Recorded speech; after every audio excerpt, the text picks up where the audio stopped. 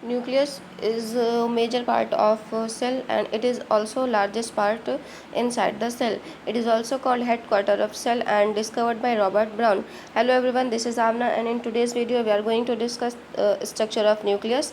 Alright, their function and few one or two important points. So let's get started. सबसे पहले आप ये देख लें कि nuclear membrane is also called nuclear envelope. ठीक है, तो जो ये न्यूक्लियर मेम्ब्रेन है, यानी कि ये जो सेल था इसके अंदर जो न्यूक्लियस था ना, उसके चारों तरफ जो एक लेयर लगी हुई थी कि अंदर का मटेरियल जो है वो बाहर न जाए, प्रोटेक्शन हो सके, तो उस लेयर को क्या कहा जाता है? उस लेयर को कहा जाता है न्यूक्लियर मेम्ब्रेन।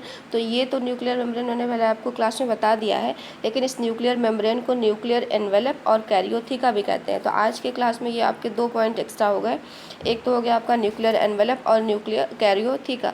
तो न्यूक्लियर मेम्ब्रेन और न्यूक्लियर एनवेलप का काम क्या होता है कि न्यूक्लियस जो भी है उसके अंदर का जो न्यूक्लियोप्लाज्म है, उसके अंदर का जो न्यूक्लियोइड है, उसके अंदर जो क्रोमैटिन थ्रेड है, सबकी प्रोटेक्शन करना और सबको सेपरेट करना साइटोप्लाज्म से। सही हो गया। अच्छा, अब देखिए दूसरा, न्यूक्लियोप्लाज्म जो होता है, जो न्यूक्लियस के अंदर का जो लिक्विड है, ये जो न्यूक्लियस है, सेल है न्यूक्लियस, उसके अंदर का जो लिक्विड होता है जिसको कहा जाता है न्यूक्लियोप्लाज्म। ये सारा कुछ मैंने प्रीवियस वीडियोस में, प्रीवियस क्लास में आपको डिस्कस करा हुआ है, बस यहाँ पे क्विक रिवीजन हो रहा है क्योंकि इनके और भी नाम है।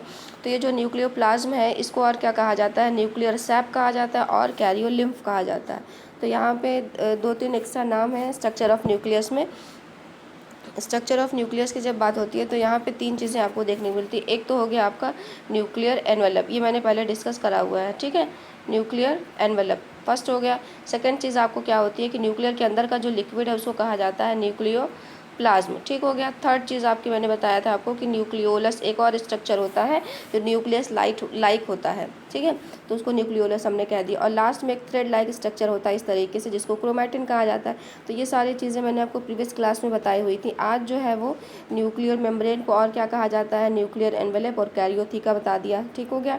फिर मैंने बताया कि न्यूक्लियोप्लाज्म जो होता है उसको और क्या कहा जाता है? न्यूक्लियर सैप कहा जाता है और कैरियोलिम्फ कहा जाता है। तो चीज़ें वही हैं, बस यहाँ पे थोड़ा सा एलिब्रेशन हुआ है कि आपको चीज़ें याद रह पाएँ। ठीक। अच्छा, अब क्या कह रहा है कि न्यूक्लियाइड, ये जो न्यूक्लियस के अंदर जो लिक्विड न्यूक्लियस लाइक स्ट्रक्चर होता है जिसको न्यूक्लियाइड होता है, जो मैंने आपको पहले बताया हुआ था। तो न्यूक्लियाइड है क्या? वो न्यूक्लियस की तरह एक स्ट्रक्चर होता है जो कि इर्रेगुलर होता है। ठीक है, जो कि प्रोकैरियोटिक सेल्स होती हैं, जो डेवलप्ड नहीं होती, वहाँ पर ज़्यादातर, वहाँ मोस्टली उनमें ही होता है ये। और इसमें कुछ और ज़्यादातर जेनेटिक मटेरियल जो है वो कंटेन किए हुए होता है। तो न्यूक्लियाइड की डेफिनेशन अगर देखनी है हमें तो हम देख सकते हैं।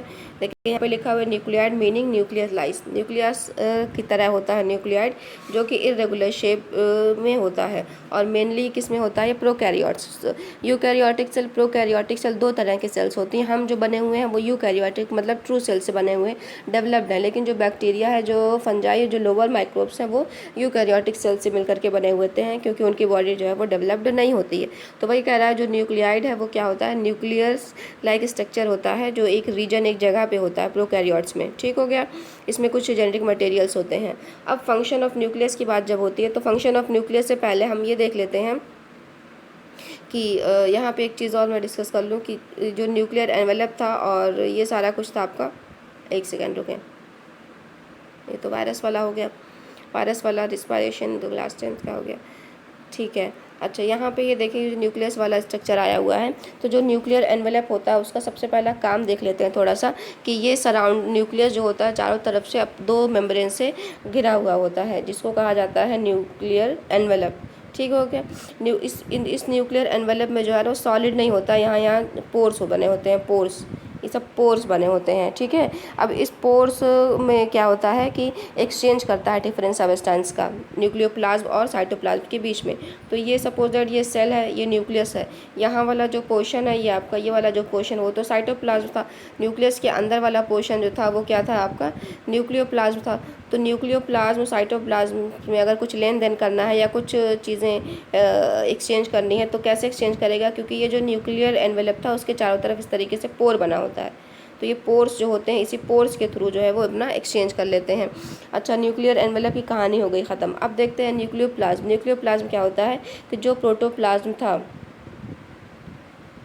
ये सेल है, सेल के अंदर का जितना भी लिक्विड है पूरा का पूरा लिक्विड की जब हम बात करते हैं तो ये होता है प्रोटोप्लाज्म। लेकिन जब प्रोटोप्लाज्म को न्यूक्लियस में, जब हम न्यूक्लियस और ये इधर वाले पोर्शन में बांट देते हैं तो न्यूक्लियस के अंदर वाला लिक्विड जो होता है वो न्यूक्लियोप्लाज्म हो जाता है और ये वाला जो लिक्विड होता है वो साइटोप्लाज्म हो जाता है। ठीक, तो जो प्रोटोप्लाज्म का जो पार्ट न्यूक्लियर मेम्ब्रेन से कवर्ड है उसी को कहा जाता है न्यूक्लियोप्लाज्म, यानी कि ये वाला पोर्शन। ठीक है, इसमें एक से ज़्यादा न्यूक्लियाई प्रेजेंट होते हैं और ये स्टोर हाउस होता है न्यूक्लियोप्लाज्म होता है। इसमें क्या होता है, क्रोमैटिन थ्रेड्स होती हैं और न्यूक्लियोलस होता है। अच्छा, अब नीचे देखें, थर्ड पॉइंट आपका क्या है, स्ट्रक्चर ऑफ न्यूक्लियस में न्यूक्लियोलस। न्यूक्लियोलस क्या होता है, न्यूक्लियोलस की डिस्कवरी फोंटाना ने की थी। एक पॉइंट आपको याद करने वाला यहाँ पे हो गया कि न्यूक्लियोलस की डिस्कवरी किसने की थी, फोंटाना ने, FONTANA, फोंटाना हो गया। ठीक, usually one nucleus is present होता है इन ईच न्यूक्लियस में। ज़्यादातर जो होता है न्यूक्लियस में एक ही न्यूक्लियस प्रेजेंट होता है, लेकिन क्या होते हैं समटाइम्स एक से ज़्यादा भी प्रेजेंट हो सकते हैं। और ये स्टोर हाउस होता है किस चीज़ का, RNA का स्टोर हाउस होता है ये। बाकी लास्ट आपका आ गया क्रोमैटिन थ्रेड, ये जो स्ट्रक्चर होता है क्रोमैटिन थ्रेड वाला। ठीक, ये लॉन्ग फाइन थ्रेड्स का स्ट्रक्चर होता है जिसको क्रोमैटिन कहा जाता है। ठीक, जो इनसाइड प्रेजेंट होता है न्यूक्लियस के अंदर प्रेजेंट होता है। इसी के थ्रू हमें पता चलता है कि हम अपने फादर मदर से हैं और आप अपने फादर मदर से, यानी कि जेनेटिक मटेरियल को और जीन्स को बताता है ये। अच्छा, अब नेक्स्ट पॉइंट आपका क्या हो गया, यहाँ पे फंक्शन ऑफ न्यूक्लियस देख लेते हैं। देखिए, ठीक है, तो ये न्यूक्लियस का स्ट्रक्चर मैंने आपको PDF में दिया हुआ है, वहाँ से आप बना लीजिएगा। और न्यूक्लियस के स्ट्रक्चर के बारे में ये सारा कुछ मैंने आपको PDF में दिया हुआ है, तो वहाँ से PDF से आप नोट डाउन कर लीजिएगा। ठीक है, अब इस फंक्शन ऑफ न्यूक्लियस की जब बात होती है तो फंक्शन ऑफ न्यूक्लियस में क्या होता है, सबसे पहला फंक्शन हम क्या लिख सकते हैं कि ये कंट्रोल करता है मेटाबॉलिक एक्टिविटीज़ को। जितनी भी मेटाबॉलिक एक्टिविटीज़ हो रही हैं, ब्रेकिंग और फॉर्मेशन और नई चीज़ का बनना, ये सारे को कंट्रोल करता है। ठीक, और ये करता है क्या, और ये क्या करता है, नेचुरल प्रोटीन बनाने के लिए डायरेक्शन देता है ताकि ग्रोथ हो सके, और राइबोसोम के फॉर्मेशन में हेल्प करता है, और सेल साइकिल को रेगुलेट करता है। ठीक है, सेल साइकिल का मतलब क्या हो गया, माइटोसिस, मियोसिस और सारा कुछ, कई सारी चीज़ें हैं। तो वो इसका डिटेल टॉपिक इंशाल्लाह नेक्स्ट उसमें आएगा, नेक्स्ट क्लास में या नेक्स्ट टॉपिक में। अब लास्ट पॉइंट क्या है, क्या इसका कि it contains genetic information and is concern with the transmission of, यानी कि वो जेनेटिक इन्फॉर्मेशन करता है और हमारे पूर्वजों से जो हमें मिलता आ रहा है या हमारे फादर मदर से जो चीज़ें हमें मिल रही हैं उन सबको स्टोर करता है। ठीक है।